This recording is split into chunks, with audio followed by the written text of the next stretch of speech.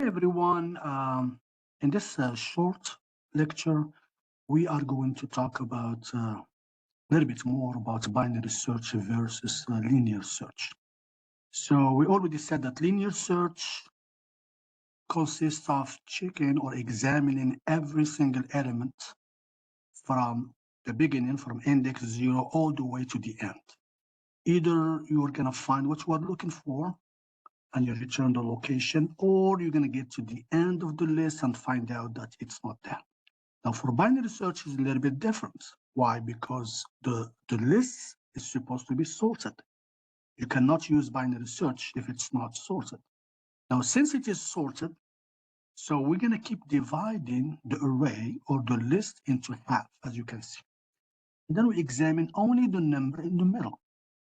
If it matches, then we're going to return the location. Like here, 27, we return number 4. If it does not match, then we compare our target, the number we are looking for, to the middle number. So if it is bigger, then we focus on the right side and we ignore the left side. And then we keep doing the same thing over again. Then the right side from 5 to 9. Which one is the middle? 7. Then you compare it to the target, and then either you're going to search the right side or left side until either you find what you are looking for or you find out that it's not there. Now, what about if we have so many elements in our array, in our list? Is there any way we can know at least what's the maximum number of comparison we can make before we can find our target, or we can conclude that it's not there? So let's have an example. So let's say, for example, we have in 2013, for example, there were 193 member states in the United Nations. And these names are in alphabetical order. So how many names? Let's say we are looking for a specific country. How many names would, using the binary search, what is the maximum number of comparison we can make so we can find our target, the country we are looking for, or we can find out or conclude that it's not there? So we have 192. What's the maximum? Now, using linear search, of course, the worst case scenario is 193, in which we have to examine every single element. Now, for binary search, since we keep dividing the list by 2, and then we ignore half of the array and we focus on 1, so we can predict that number. So, for example, 193, we can use a formula here. So, the formula is, we can either use the power or the log. So you put q to the power of n. So what is the closest number to this? And then we get 193. That means basically what is the value of n that's going to give us this number closer and still bigger. So for example, if n is equal to, let's say, 7. So we are going to get 128. So we are close, but we are not there yet. So 7 is not enough. Now, what about if n equals 8? So if n equals 8, then the number will be 2 to the power of 8 will be 256. So that's the number, because it has to be bigger, and the closer number we can get. So now 8 is the maximum, regardless what you are looking for. 8 is the maximum. If you keep dividing by 2, by 2, by 2, so you're not going to go beyond 8 comparison, 8 times. Okay, splitting the array. Okay, so that's how you find it. Now let's go to the other example and then do the same thing. So the second example, we have 35 teams qualified for 2014 World Cup. If the names, again, they are sorted alphabetically, how many items? So we're going to do the same thing. So we're going to try to find the formula right here, 2 to the power of n. We need to find the value of n. That's gonna get us closer to the number, which is 35. Now, we know that 2 to the power of 5 is 32. So that's close, but it's not close enough.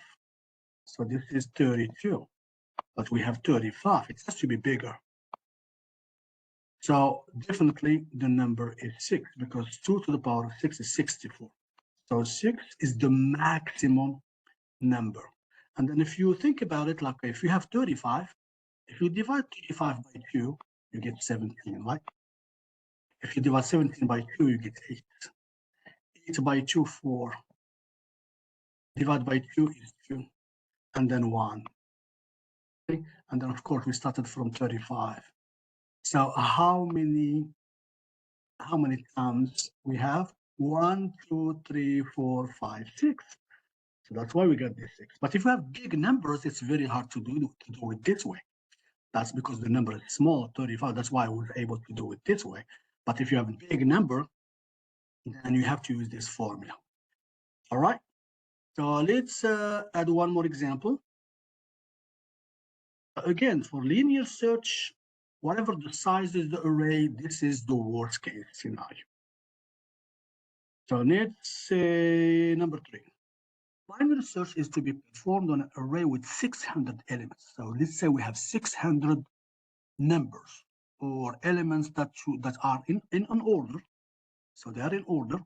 So what is the maximum number of comparison? Again, we're going to use the formula 2 to the power of n.